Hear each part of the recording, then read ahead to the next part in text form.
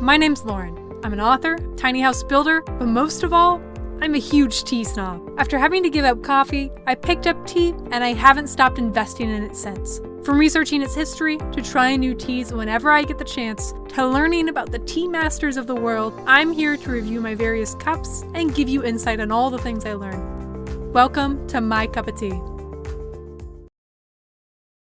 Bulang Pu'erh, or Bulang raw Pu'erh, is a pu'erh harvested from tea forests in Menghai County in Yunnan, China.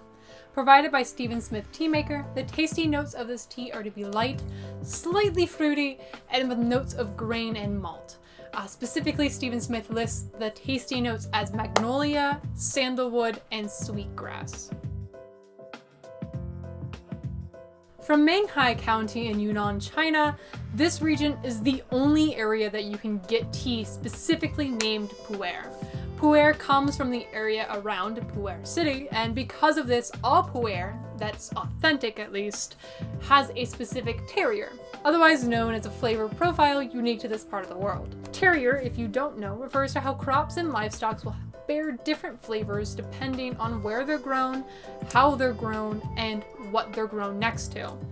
If a kind of tea is grown the same way as Pu'erh tea and harvested and manufactured the same way but isn't in the Pu'erh area, it is then called dark tea, not Pu'erh tea. As an aside, because of a high demand of aged Pu'erh and Pu'erh in general, there is fabricated Pu'erh, either unintentionally or intentionally, on the market, which means that authentic Pu'erh is something to kind of keep an eye out for, because sometimes it's just packaged green tea or packaged black tea.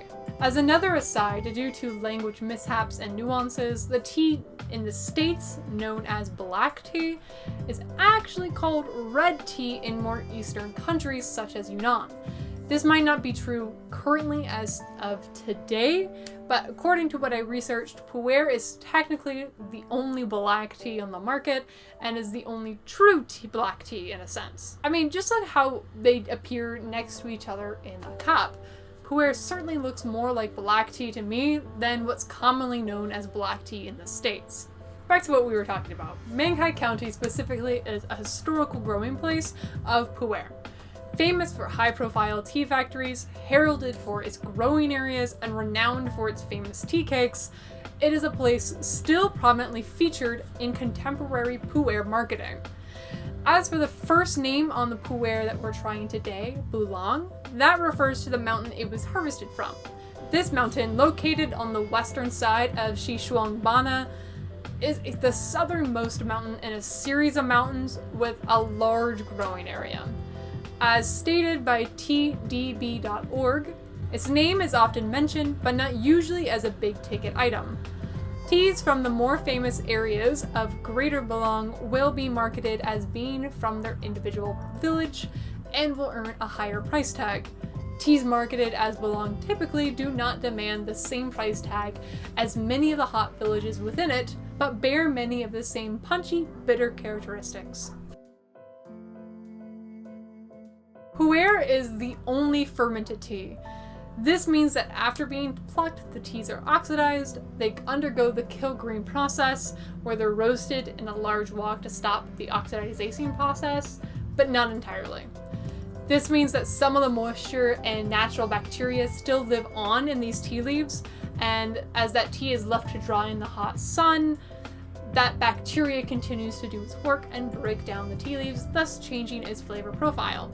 This means that raw Pu'erh can age for up to 40 or 50 years, its flavor changing the entire time. As a note, ripe Pu'erh is very different than raw Pu'erh.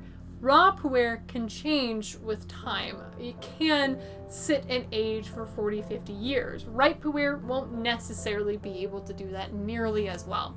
But I can get into ripe Pu'erh in my next video when I actually try ripe Pu'erh. For now, we'll kind of get back to what we were talking about and the harvesting and making a Pu'erh. So after it's dried in the sun, it is then wetted and formed into cakes. The cakes and shapes and molds can be very different. Some of them are mushroom shaped, some of them are bricks, some of them are discs, some of them are like little concave things and they punctured a hole between, like through the middle. And it kind of depends on where they were going and how they were being transported. Back in the day, I can't quite remember the dates off the top of my head, but there was such a thing called Tea Horse Road, and to travel upon that would take 6 months. So tea would be packaged in a way that would make it easy for, donkeys, mules, horses, etc. to be able to carry that tea for 6 months across vastly different climates and environments and elevations. So sometimes they were made into bricks, piled up, sometimes into discs, piled up, and the concave, they were punctured through the middle so that they would be tied to strings and carried along that way. The mushrooms were a little bit different. I can get into that at a different time when I have a little bit more reliable resource on why they were exactly made into mushrooms, but they're really cool looking. With all that said, how's this specific raw pu'erh taste? Does it taste like what Stephen Smith suggested it tasted like? Yes, actually. I have made a cup. I don't think you can see that. But I've made a few cups. This is my first brewing. I'm gonna kind of get into why I made it this specific way, as you guys see that B-roll video of me making this kind of run. But this is my first flush, and you can definitely taste that vegetable notes. They are very, very strong, and then it's very, very bitter afterwards, just like a really strong, bitter taste. But you can taste a lot of depth in it. It's really interesting. So I think they're notes of magnolia, sweetgrass, and I think sandalwood it was. Definitely sandalwood, and definitely that sweetgrass really comes through. That it's very, very strong, and it's super punchy. Super, super punchy. Just kind of like some of the sources that I had read, that the area in this specific tea, this tea in this specific area makes a really punchy flavor. And it's definitely that. You know what it kind of reminds me of? It kind of reminds me of sencha. Yeah, it does kind of remind me of sencha. And sencha isn't generally a tea that I have found great love of. But I will be trying it again. I will try sencha and try to make it maybe my way, and maybe I'll be more likely to like it. And maybe if I just try enough. Sometimes it's just a matter of trying enough. So if you like sencha, you might really like this raw pu'erh, just kind of how it is. I think it's been aged, I guess, for 2 years since it was harvested in 2019. It's very good, and I can tell that it's gonna get really dark and really good as it ages. Hopefully. But there's notes of it that I can taste that are kind of layered underneath that are kind of like this darker, earthier flavor that I can just taste beneath kind of that sandalwood. Maybe it's that magnolia that I'm kind of tasting. Beneath that sandalwood and that lemongrass, there's an earthy base. And from everything that I've read, as they age, that earthy base, those more mature, heartier flavors come forward, and that bitter and that more grassy flavor notes end up kind of taking a back seat. So they kind of swap in that place. So I'm hoping that this is going to be really good.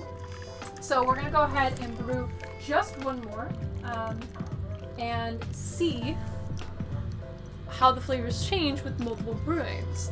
Now, this process that I'm doing, I'm going to kind of really get into it the next video, but this process kind of helps more and more flavors come out of the tea the more and more you brew it. And we're going to go ahead and do the second brewing and see how it is then. Interesting. So the vegetable notes are still there. I wouldn't expect them to disappear overnight. Sorry about the lawnmower. Turns off right as I say that. Now I'm kind of worried that they heard me.